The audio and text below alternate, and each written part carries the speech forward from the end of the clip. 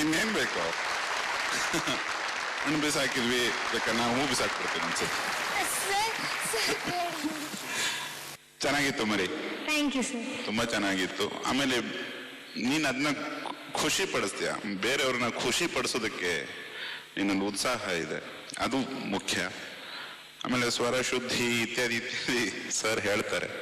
But ಈ ಕ್ಷಣಕ್ಕೆ ಇಲ್ಲಿ ಸೇರಿರೋರಿಗೆ ಮತ್ತೆ ನೋಡ್ತಿರೋರಿಗೆ ಒಂದು ಆನಂದ ಕ್ರಿಯೇಟ್ ಮಾಡ್ತೀಯಲ್ಲ, ಆ ಪ್ರಜ್ಞೆ ನಿನಗಿದೆ. ನಾನು ಸರ್ ಹೇಳಿದಾಗ ಸ್ವಲ್ಪ ಡ್ರಾಮಾ ಕೂಡ ಬರುತ್ತೆ ನಿಂಗೆ.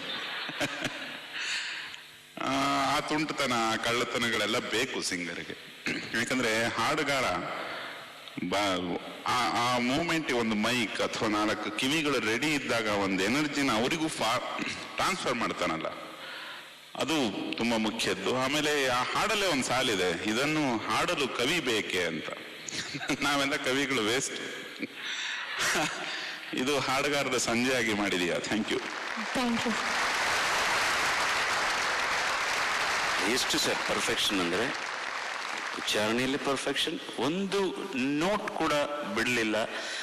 ನಾನು ಜಾನಕಿ ಅಮ್ಮ ಪರ್ಟಿಕ್ಯುಲರ್ಲಿ, ನಾನು ಎಷ್ಟೋ ಸರ್ತಿ ಸ್ಟೇಜ್ ಮೇಲೆ ಹಾಡ್ತೀನಿ, ನಾನು ಪರ್ಟಿಕ್ಯುಲರ್ಲಿ ಫಿಮೇಲ್ ವಾಯ್ಸ್ ಹಾಡುವಾಗ there is a vibrato which Janaki Amma have given in this song.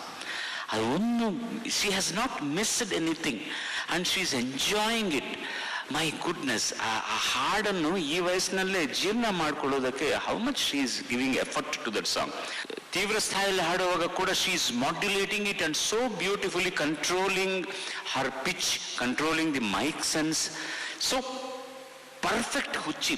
ಏನ್ ಮಾಡಿದೆ ನನ್ನಪ್ಪ, ಏನಾದರೂ I may kidnap Har sir, I may kidnap her and take of her sir. Get out of my sight, get out. I am so jealous of you. ಅಷ್ಟು ಹೊಟ್ಟೆವ್ರಿ ಅಂತೀವಲ್ಲ sir, ಇಷ್ಟು ಚೆನ್ನಾಗಿ ಹಾಡೋದು ಹೇಗೆ ಸರ್? ಅದು ಏನು ಸರ್ ಅದು ಅಷ್ಟು perfect. My goodness, I cannot imagine it. She is ದೆವ್ವ.